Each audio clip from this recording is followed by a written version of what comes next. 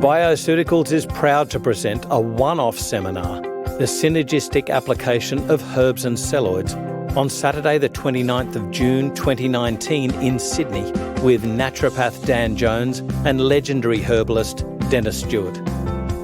The workshop will include treatment strategies, clinical pearls and case study discussion in this not-to-be-missed event, combining 70 years of herbal and mineral therapy expertise. For more information and to purchase your ticket, go to bioceuticals.com.au and click on the Education tab.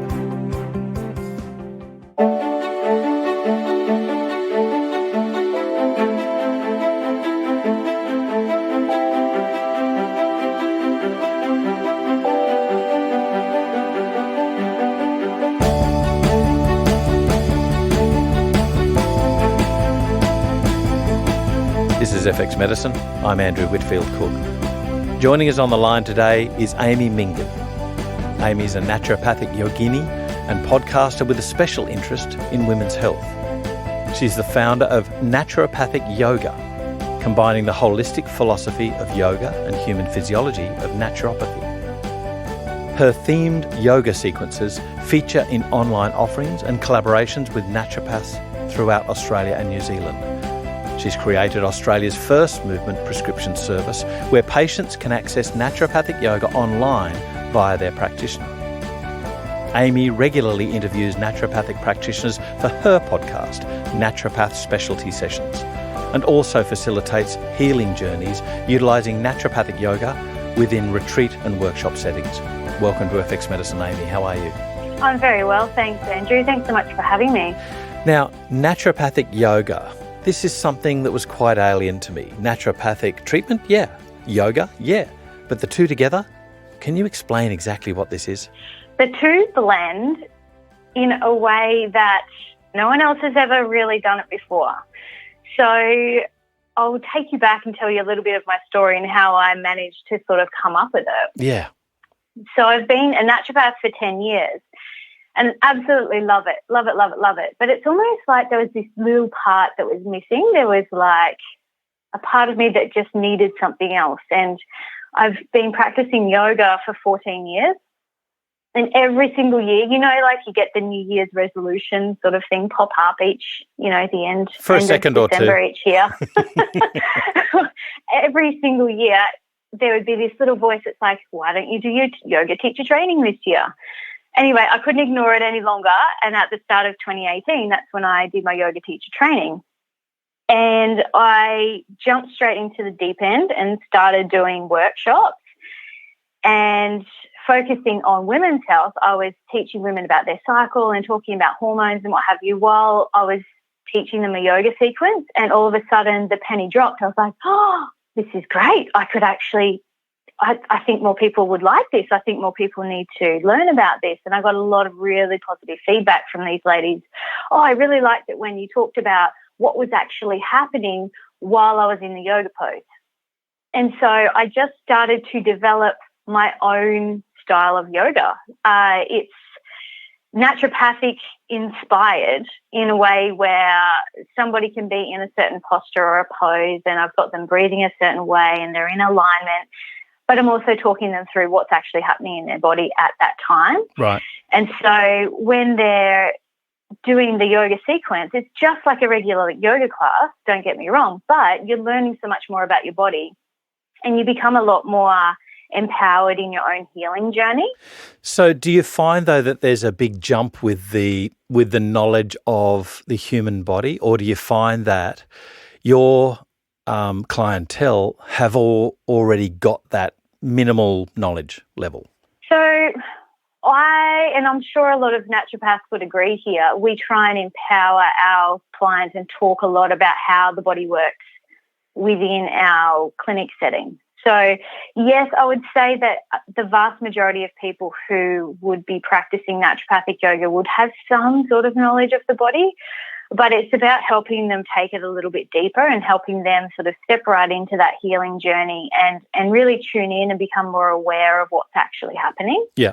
And I need to ask, take us exactly through what yoga is and what it isn't? Like, I'm aware of different types, different styles, Mm-hmm. but do you go into different benefits for each style? Do you do these different styles, or do you concentrate on one style of yoga? Yeah, that's an interesting one, and probably one of the number one things that somebody will say at the beginning of one of my yoga classes: what style do you teach? Right.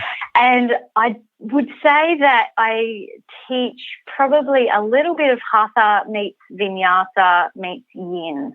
And so what do all of those mean? So Vinyasa is almost a bit like a choreographed version of yoga. It's a breath to movement style. So for every single movement, it's more fluid. So you breathe in and you raise your arms up, breathe out, your arms come down. So you're tuning into the movement and the breath at the same time. The Hatha is more static and you're getting more into alignment. You're still focusing on your breath, but it's less fluid. So you're not doing as many movements with the breath, if that makes sense. Right.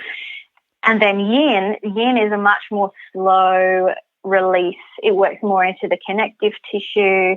There's a lot more emotional release that can happen for some people. There's a lot more slow movement between each pose. So it's more static in a sense that you hold the poses for up to 5 minutes.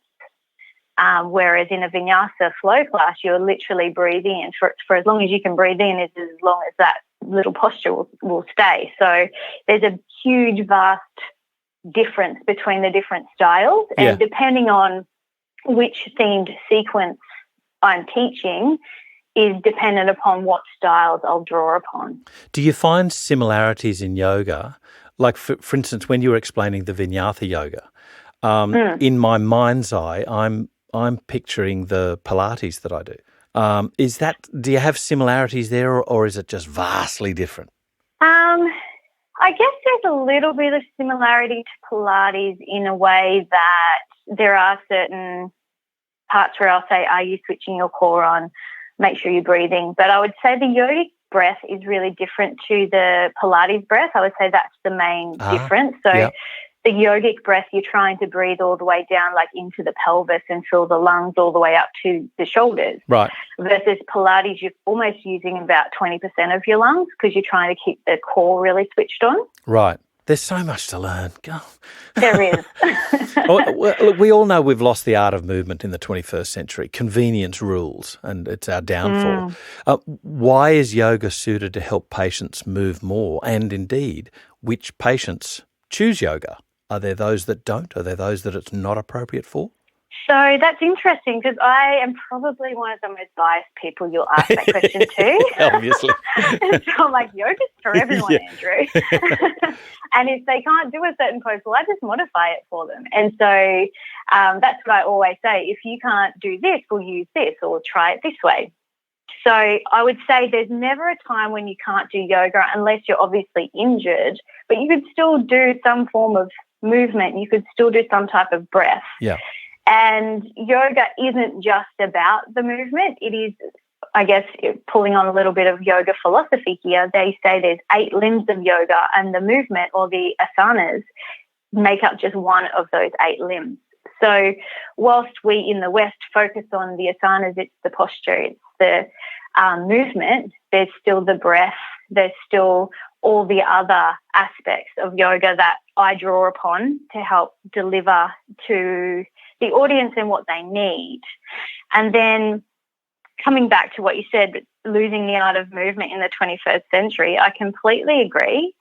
And it's because of our fast-paced lives. And I feel like this is my clients, I can speak for my clients here. When I say, so have you considered yoga and meditation? There's a little bit of an eye roll, like, okay, hippie lady. Yeah. And I talk them through what yoga is and what yoga isn't. So it's like yoga is whatever you choose for it to be. If you just want it to be some movement, it can be just some movement. You know, it can be more Pilates-based. It can be just so that you can get stronger legs, or so you can touch your toes, or whatever it is that you're trying to achieve. But it's also got this beautiful effect on cortisol at helping to decrease cortisol. It's got this beautiful effect of helping to increase endorphins in the brain and change our neurochemistry. So although those people might be going in for their particular reason of opening up their body in whatever way, they will notice these feel-good feelings as a positive side effect anyway. So that's why I'm saying I'm particularly biased, because I believe that most people will notice a huge difference if they practice it regularly. Regularly, of course, is the key. I'm just honing in on something you said before there, Amy. You said 8 limbs. Was that 8 limbs of yoga? Can you explain what they are?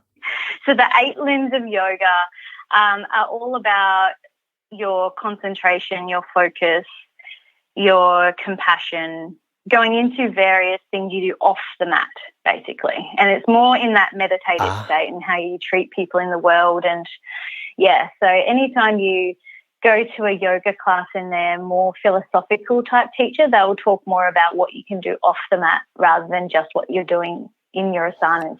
So how do you suit the patient to the yoga? Do you lead them through various forms, or do you stick with one type? So that's a good question as well, because you can never predict who is going to show up to a class. That's if they're doing a face-to-face type class with me. And I can never predict who's going to be logging in that day to access a particular yoga flow as well. So what I do is I offer options. So options are like a modification of a pose. So whilst I will be able to go into a more advanced version, I'll always keep it in a more basic version first. And then I'll say, now your next option is to do this. So for example, a really easy thing to think of is like a plank. So you've got your palms on the ground and you're on your tippy toes. And if somebody can't hold a plank, they would easily be able to hold a plank on their knees. So that's a really easy modification. Yep. If somebody has wrist issues, they can even come down onto their forearms. So there's a few different ways to modify each asana or each flow so that each person is able to choose an option and still feel like they're getting the benefit. Because just showing up, you're getting the benefit. What about different exercises for different patients with different conditions? Do you vary your approach? Like, for instance, what type of yoga you'd choose, what type of movement, what type of breathing you'd do with each condition? Yes. So each particular pose, I talk through the options, and then I'll also talk about what's happening in the body at that particular stage. So if that person finds it hard to, so they do have osteoarthritis in their knee, for example, and they're struggling to do one of the balancing poses, well, there's always going to be an option for them, if that's too much, to go into an easier version of that pose. And so talking them through what's actually happening in their body is going to give them that next level of awareness of where their boundaries lie, so that they're not going to go into an injury and they're not going to overdo it, but also it's going to help them keep showing up because it's doable. So I'm reminded of a story, a guy who was a nurse who had profound osteophytic changes in his vertebral column. I don't know if the diagnosis was ankylosing spondylitis or not, or some other arthropathy, but he was basically told that, past his early 20s, he would be confined to a wheelchair. That's it. Get used to it. See you later. Wow. This particular guy was somehow introduced to a type of yoga. I think it was Ashtanga yoga. He now teaches that yoga. So amazing. One of the lessons that I was taught out of that is that in the initial phases, there can actually be this sort of period of realignment where you can feel pain. You can actually go through quite a period of discomfort. Like, how do you modify a reasonable expectation of discomfort versus that's not a normal hurt? Yes, exactly. So talking people through about what the pain feels like or what the sensation feels like, I try and not even talk about it being a pain, that it's just a sensation that the body's feeding back through the nervous system, and this is what it's feeling like today, and whatever you're feeling is completely okay, and getting them to focus back on their breath. But the use of, let's say, here's a classic example for you, Andrew. Occasionally I'll go and fill in a yin class at a local gym here for one of my friends, and a whole bunch of guys show up to it, which is great. I wish more guys did yoga. And I get them to sit cross-legged at the start of the class, and most of them can't sit with their legs crossed. No. And I looked at them all. I'm like looking at them kind of sideways. How come you guys can't sit like that? And then all I had to do was just pop a couple of blocks underneath their knees, and they can lean their knees against the blocks. And all of a sudden, week by week, all of them are starting to open up that little bit more, because they can actually take the pressure off the hip flexors or the glutes or whatever it is that's really, really tight and doesn't want to let go, and that they're feeling the pain, and so they've got this resistance happening and they're barely breathing. And you put a little prop under them and they go, oh, that's better. Yeah. So sometimes it's just these really simple things that you can just offer. If this is doing this, well, you can use a prop. I would suggest using a prop in this example. You know. So then each week they can start to play with where they go in that next posture. Yeah. So the beauty of yoga is it's not just working the bones and the muscles, the tendons. It's also working all that connective tissue. So the connective tissue over time is going to eventually start to lengthen and eventually start to let go. And that's where these people notice the most profound changes. And like you were talking about in your story, to be able to get the full fluid movement back into his spine is just phenomenal. So, there's a medical structural diagnosis that we would say cannot be reversed. Now, I haven't got X-ray proof. Wish I did. I mean, what a case history this would be. But this is something that I think we need to look into further. But anyway, can I ask the question, when you're talking about sitting cross-legged, one of the interesting things I found with certain poses, and I did notice it with a cross-legged or a sort of a wide extension of the knees, and that was this. I was vacillating. It was flipping between engaging, like tensing my glutes and relaxing my glutes. Same pose, and it was almost flipping. And I was going, am I tense here? Relax, tense, relax. What is the best? Like, do you engage a muscle and tense it to become that, or do you relax into the pose and be in that position? I always say the best analogy here is to try and be like a cat. You know how cats, when you pick them up, they're almost a bit floppy? Yeah. So you're actually trying to relax. Right. And the very experienced yogis will talk about how it's all about the breath. The body will just listen to the breath and open up in response to the breath. So the better you're breathing, the better you'll be able to move through into a different posture. But there's always going to be like this muscle memory and connective tissue memory. And, we've got to kind of break through those old habits and body cycles in order to open up. Yeah. Amy, why should we learn and indeed relearn the physiology relating to conditions and the types of movement that may benefit them? That's a really good question. So I believe we should learn and relearn the physiology because it's something that we can just sort of push out of our mind. We all attended naturopathic college way back when and finished our exams and went, all right, cool. Got a basic understanding of most of the human body. And then I feel like a lot of people then will go and niche in a certain area and become really good with, say, like, take myself, for example, really good with women's hormones. But then you might get thrown a curveball and somebody comes in with dementia. And then you go, oh, okay, well, I've got to relearn something to do with neurophysiology because I haven't revisited that for 7 years or something like that. Yeah. So to me, it's a really important part of becoming well-rounded, but also being able to serve our community better, to serve our people better, to be able to draw upon our knowledge and be able to share that as best as we possibly can. So it's just a matter of keeping up to date and relearning and applying it as often as we possibly can. Yeah. I'm reminded here of, I hope I'm not being flippant or glib, but it was actually an episode of ER where somebody walked in on the surgeon and they had a book in front of them. They were going to do the surgery the next day and they were refreshing on the surgical techniques. And I thought, of course, you dope.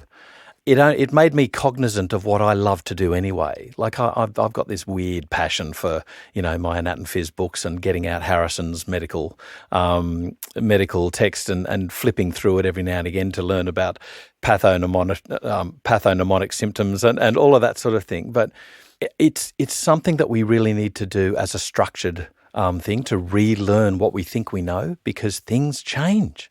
Absolutely. Yeah. Absolutely.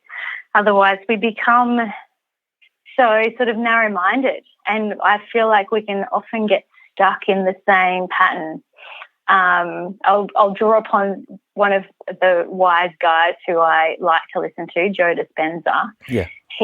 I heard him in a podcast the other day say that we think as humans every day 80% the same thoughts.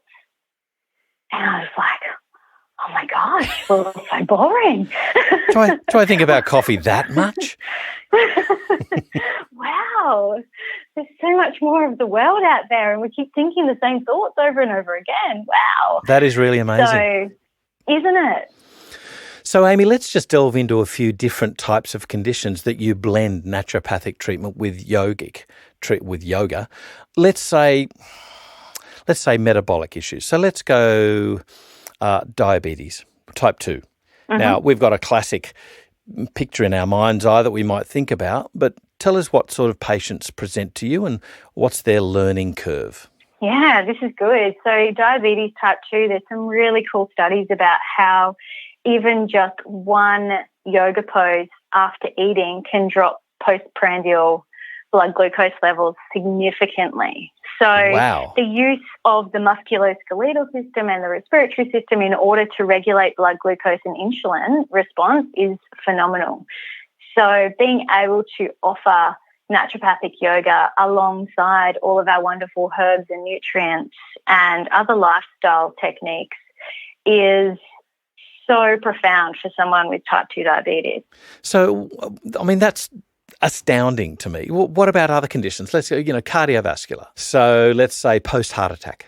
Yeah, post-heart attack. That's a good one, because you think about how somebody is post-heart attack. We're wanting to boost their antioxidant status. We're wanting to help with all their blood circulation. And a lot of these people, let's face it, they're feeling fatigued. They're feeling really out of it. And so I feel like yoga is something you can even do in bed. You can focus on your breath at any time of the day and have a profound effect on every single organ of the body. So there's more studies done into the vagus nerve, and This is fascinating. We could talk all day about the vagus nerve because it just has such a profound effect on the body. But as everyone already knows, its cranial nerve 10 starts at the brainstem, projects down into all the visceral organs inside the digestive tract, inside the torso. And so as we regulate our breath, we can regulate the vagal nerve tone. So in order to take us out of the stress response and into that parasympathetic response, which we want all of our clients to be in, and take a post-heart attack person, we're wanting them to heal up, aren't we? We're wanting them to get the blood and the nutrients to the areas that we're quite possibly lacking. And so even just having them in bed focusing on their breath and working on their vagus nerve tone is going to have a profound impact on their healing ability. Absolutely. You know what? You've just awakened me to an important factor in the post-MI depression, the vagal nerve tone. Yes. One of the big issues, a lot of heart attack people, depending on obviously the amount of muscle heart death that's happened in their heart attack. But let's say they've had a stent. Oftentimes they come out feeling more well than what they did when they went into hospital, and so therefore the impetus for change has been taken away because they go, "Why? I'm better now," sort of thing. But one of the real big issues is post-MI depression. Now, this is really interesting, how Indeed. yoga and naturopathy together can help that. What about things like, post-cancer treatment or during cancer treatment? The anxiety is a big issue. There's vagus nerve stimulation and vagus nerve. But what about physical aspects? You mentioned fatigue before, for instance. Yes, fatigue. It's a huge one. And there's been some great studies done with yoga as a therapy after breast cancer treatment for these women who just have this long-standing fatigue. Yeah. And it's improved. It's improved these women's fatigue scores out of this world. It's actually really amazing. And I guess it's going to have like that double effect, because these women need that connection. They need that nurturing, but also they need that healing aspect and that coming back to themselves. And I think because they're doing all those nurturing aspects, that's probably having that good effect on their fatigue as well as doing the yoga. So they're getting, all the parts of the parcel all together. Yeah. But as we know, all of our cells require oxygen in order to have better cellular health, in order to have less fatigue, in order to have better energy. So it makes sense if somebody is becoming more aware of their breath whilst they're moving, that they can only move in that positive direction. Yeah. Provided they're not overdoing it, because some of these people, they might, like you mentioned Ashtanga a little while back. Yeah. And Ashtanga is a really advanced practice. It's really quite full on. And, all these hot Bikram style yogas, they're really quite a yang practice, like a very masculine, not super nurturing, I would say. Yeah.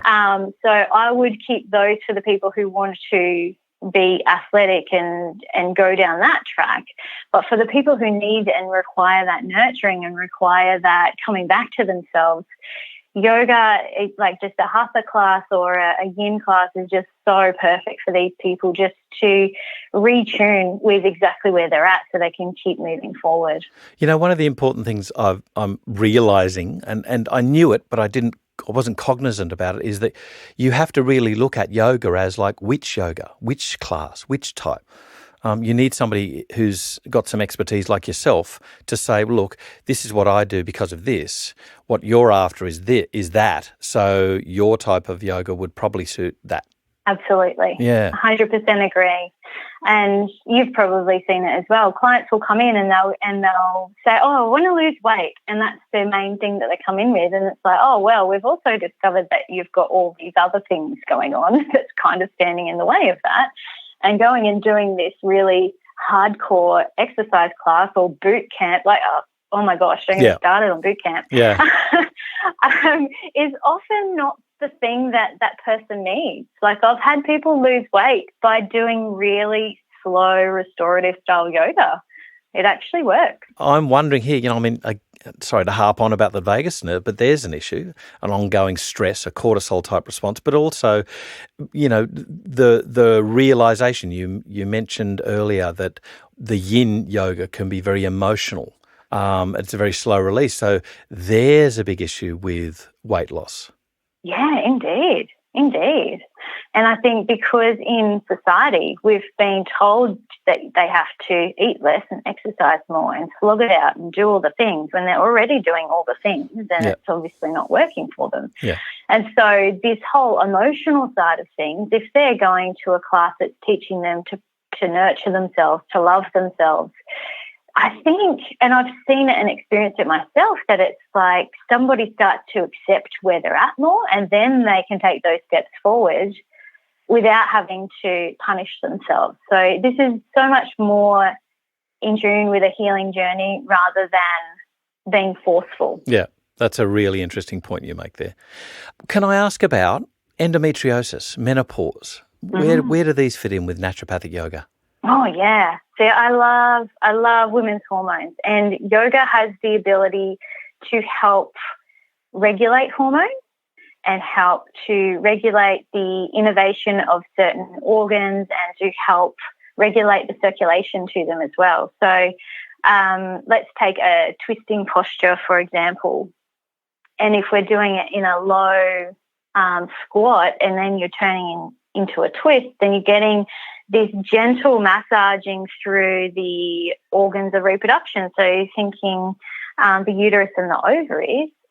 And then when you actually release that twist pose, all that beautiful oxygenated blood is going to flush into those organs. So it's almost like these waves of nutrients and blood can really flush through and regulate it at that cellular level just while this person's doing yoga. And so that's where I feel naturopathic yoga takes it to that next level, because, you know, you might have that person in clinic with you and you're talking them through which herbs for this, because this will help control the bleeding and this will help with the inflammation. And then I want you to do this yoga because this yoga will help regulate and help those herbs to get to where they need to get to. Do you find that incorporating naturopathic yoga allows you to rely less heavily on interventions like supplements and include that, you know, I mean, we know that lifestyle, we need to use that as a foundation, diet and lifestyle, we get it. But do you find that using this sort of active treatment, this active movement type and breathing treatment, that you therefore can rely less heavily on supplements? Yes. I would say I tend to rely less heavily on them. Like most women who see me for their hormones, I get their diet and lifestyle sorted first, and then all the supplements, they're just treats. So I would say like lifestyle and diet are 80%, and then anything else we need to tweak, like they might need magnesium or some liquid herbs or something like that, well, that's the other 20%. Yeah. And it's a really easy way for women to feel more balanced because they're doing the work. They're not relying on, I have to take this liquid because. They're actually going, okay, I need to do this yoga because, and I feel this way, and I'm going to keep doing that because it keeps making me feel good. Oh, and that's right. And I'm taking these supplements just to fill in those nutritional gaps that I've got. And these herbs help to regulate these hormones. And then within a few months, these women are feeling amazing. Yeah. Caveats, cautions, contraindications. I mean, you know, we're dealing with some people who have had really serious things happen to them, heart attack and things like that. So how do you balance what's acceptable in a movement to, hey, listen, nah, it ain't happening with you? Yeah. So I guess what I always say in any particular yoga pose, yoga class, and this is regardless of whether you're doing it with me or with somebody else, is you only have to listen to your body, because your body knows exactly where the limits are and where the boundaries are. I feel like the only time there will be an issue is if somebody's overstepping that boundary for whatever reason. You know, they might be coming from, let's say they've had an early heart attack and they're in their 40s and they're wanting to jump straight back into something, but perhaps their body's not ready and they might push it a little too hard. But I would have to say that so long as you're staying within your own comfort zone to an extent, there is really nothing to worry about. And the beauty of yoga is it'll only enhance what you're giving your patients. It's not going to be contraindicated with anything. It's going to help increase the healing. It's going to help with the circulation. It's going to help deliver everything into the muscles and the bones and the tissues and the cells. If anything, it's enhancing. But going back to contraindications, the main contraindications are mostly to do around pregnancy. So I've recently filmed a prenatal series for women with history of miscarriage. Yeah. So that was a beautiful, beautiful series that I filmed. And they're women who, with the anxiety picture, who want to do everything right, but they also need that utmost safety.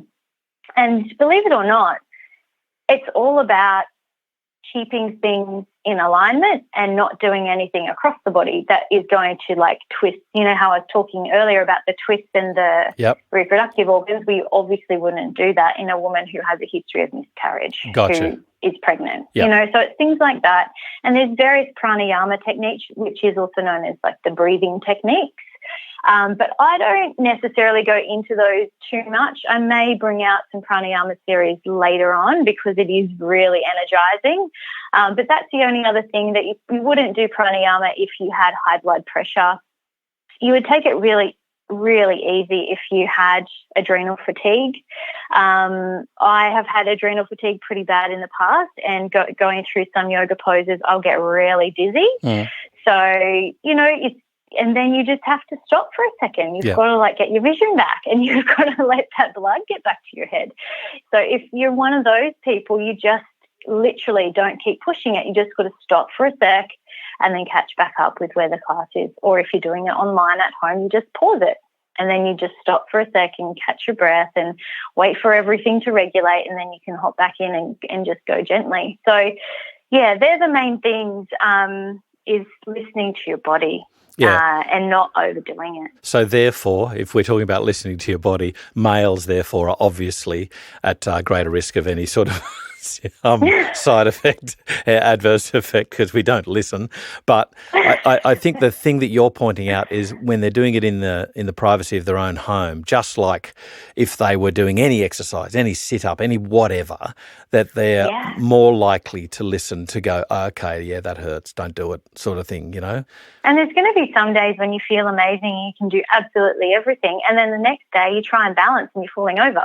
So it's like you have to just take each day as it comes. You can't have that over expectation of yourself. Just turn up to do your movement to feel good, and then see what happens on the other side. Yeah, I'd go for a walk with our dog, and I'll leave him at the top of the hill because he won't come down. He's lazy, and I just walk down this hill. And I just sprint up. Right.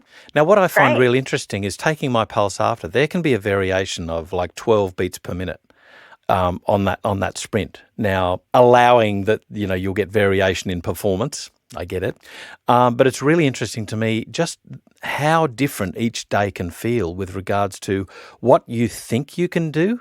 Athletes will know more about this. I am not one. Well, have you heard of the concept? A lot of athletes look at their heart rate variability. This is something I need to learn about more, because I don't understand it. Like heart rate variability, I would think is good, but then there's heart rate variability, which is bad. Well, a lot of them will use it purely as a measurement. So they do it the first thing in the morning. There's a new ring. I actually bought one for my husband for Christmas called the Aura ring. Yeah. And it's good because you can put it on airplane mode, so you're not getting the Wi-Fi from it all day long. Yeah. But it tests your heart rate variability, and it just connects to an app on your phone. And so it will tell you what your heart rate variability tests is your sympathetic versus parasympathetic nervous system. Gotcha. And how innervated it is that day. And so that's the effect that it's having on the heart muscle. And so if you're in the green zone, you could do a really hard workout if you're an athlete. We're talking here. Or if you're my husband, for example, he would go for a big trail run because that's what he's into. Yeah.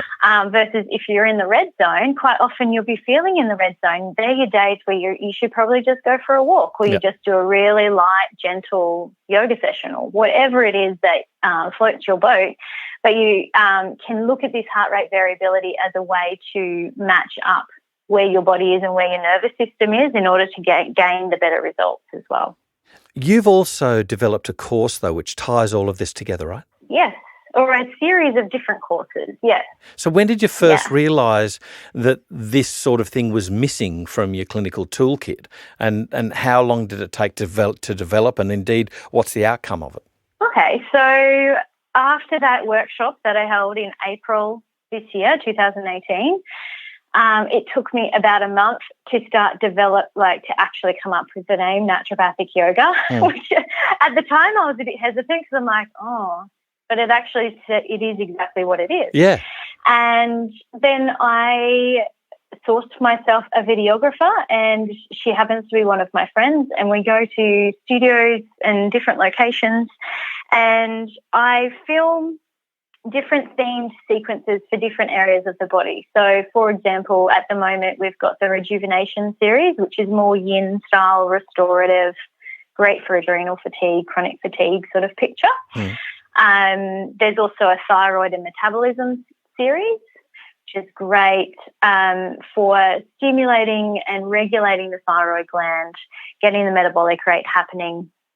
The third series that's just been released is digestion and stress, which you'll hear me talk about the vagus nerve a lot in that, and talking about anxiety and stress and the effects that it's having on digestion, and talking people through their different digestive juices and all of that sort of thing, and different yoga poses to help that out. The next series that will be released will be the Adrenal Activation series, which will come out at the start of next month. And I've got others in the pipeline. So there's the prenatal series will come out in Feb. There's also a foundational series that I filmed as well, and an oncology series. So they are all in the pipeline to come out next year. And so basically the way that it works is I've got an online platform that I have uploaded all those videos to, and people can become a member of Naturopathic Yoga. So this is people, health professionals as well as the general public are welcome to. And they basically log in, they become a member, they log in and they access whatever yoga flow they need for their condition. So in each series, you'll find anywhere between 6 and 8 different yoga videos that they can access. So it's all accessible at home, or they can do it in the local park if they wish. They don't even necessarily need a yoga mat, even though it will probably be nice to use the yoga mat. And all the flows are between 10 and 30 minutes long, so that those people who, this is my big clincher, because everyone who I say in my clinic, I need you to go to a yoga class, the big excuses of I don't have time come up, and I can't fit it into the yoga timetable. That comes up as well. Even if this is a mum who has kids at school and she's not got to go to work, she's like, if I go to that 9:30 class, that's half the day gone by the time I'm finished it, even though she feels amazing going and doing it. So at least she can do her yoga at home and then get on with her day. So there's short bite-sized pieces for the people who just need those little foundational starting points, and then I take them on a journey through each series, so they eventually get into the 20-minute ones, and then they get into the 30-minute ones.